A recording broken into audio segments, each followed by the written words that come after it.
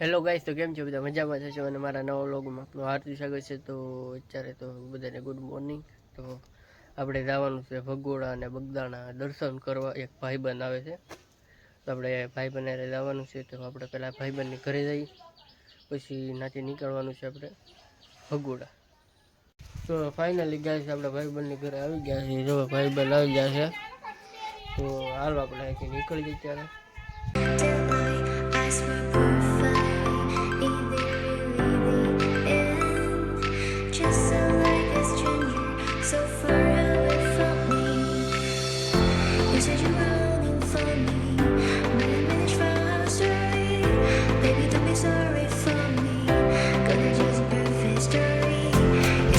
આપણે તો ટોલ નાકું ઘટી ગયા છે અને આ પોપટભાઈનો આશ્રમ આવ્યું છે. જો અહીંયા પોપટભાઈનો આશ્રમ બને છે, નવું મોટું બને છે. ફાઇનલી ભગોડા પહોંચી ગયા છીએ. જો આ બધું વાતાવરણ પછી અહીંયા છે ભાઈ મોગલ દર્શન કરી લેજો બધા મિત્રો. તો જો પબ્લિક તો દુનિયાનું છે.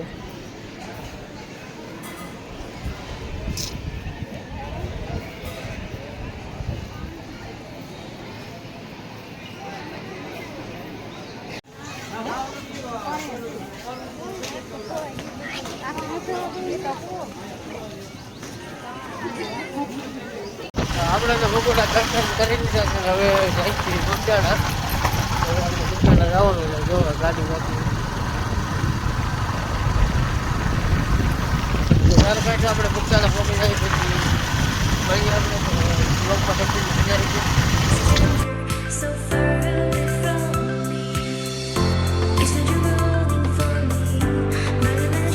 ફાઇનલી બગદાણા પહોંચી ગયા જવાનું છે. ઉપર આવ્યા છે. સારું, તમને દર્શન કરાવું તો બ્લોગમાં કન્ટિન્યુ બના રહીએ.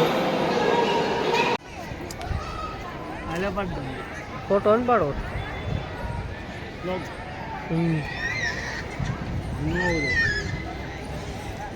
ક્યારે કઈ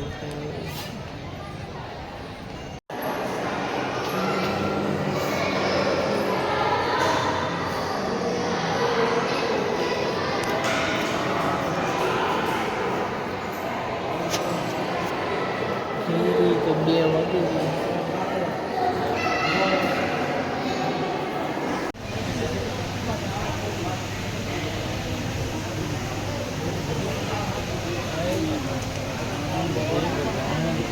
તો આ છે બજરંગ બાપાની ગાડી. જુઓ તમે, નીચે 731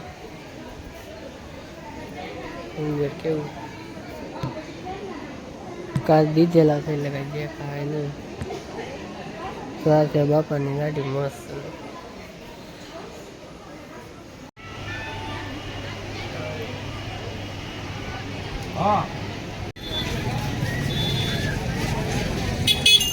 આપણે દર્શન કરી લીધા ને હવે ઘરે જવા નીકળી ગયા છીએ. તો હવે જાય છે હવે ઘરે. તો ફાઇનલી ઘરે પહોંચી ગયા અને આખો તો હું બોલી ગયો હતો અને ગાડીનો ક્લેશ હોય તો તૂટી ગયો હતો. તો અત્યારે આવી ગયો ઘરે. જો અમારા માહીબેન તો સુવાની ચારીને છે કે હા માહીબેન હાટો રમકડો લીધો એટલે તો ચાલો ગઈશ તો હું તમને બતાવું કે ગાડીનો ક્લેશ ક્યાં તૂટી ગયો.